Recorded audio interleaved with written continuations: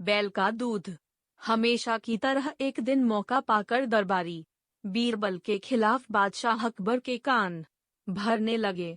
वे कहने लगे, जहां पनाह, बीरबल स्वयं को कुछ ज्यादा ही अक्लमंद समझता है।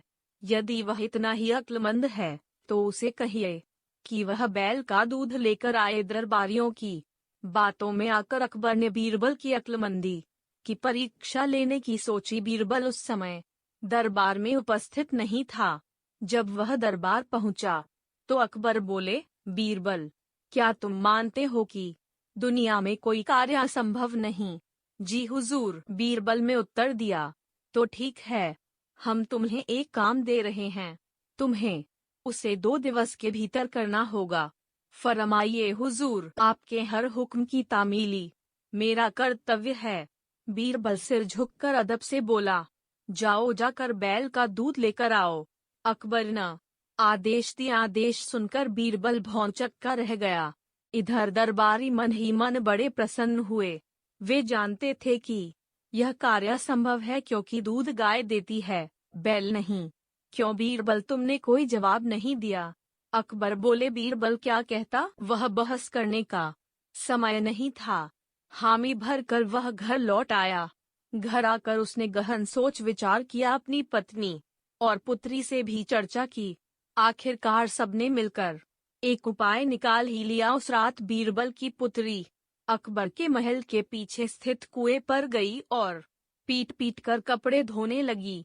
अकबर के महल की खिड़की उस कुएं की ओर खुलती थी। जोर जोर से कपड़े पीटने की आवाज सुनकर उनकी नींद खुल गई।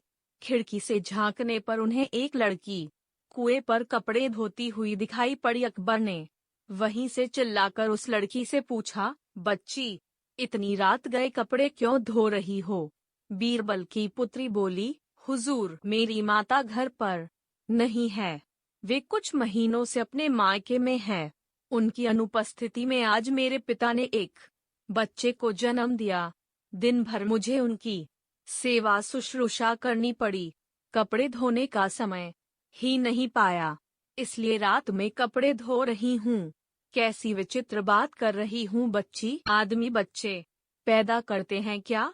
अकबर कुछ नाराजगी में बोले, करते हैं हुजूर।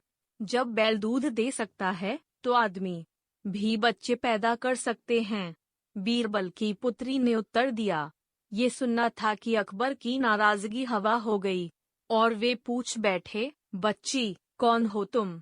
हुजूर, ये मेरी पुत्री है। पेड़ के पीछे छुपे बीरबल ने अकबर के सामने आकर उत्तर दिया।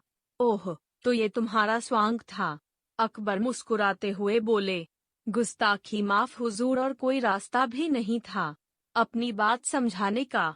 बीरबल अकबर की नींद में खलल डालने के लिए क्षमा मांगते हुए बोला, इधर। अकबर भी बीरबल की अक्लमंदी का लोहा मान गए। अगले दिन रात का पूरा वृतांत दरबारियों को सुनाते हुए उन्होंने बीरबल को उसकी अक्लमंदी के लिए सोने का हार इनाम में दिया। दरबारी हमेशा की तरह जल भुन कर रह गए।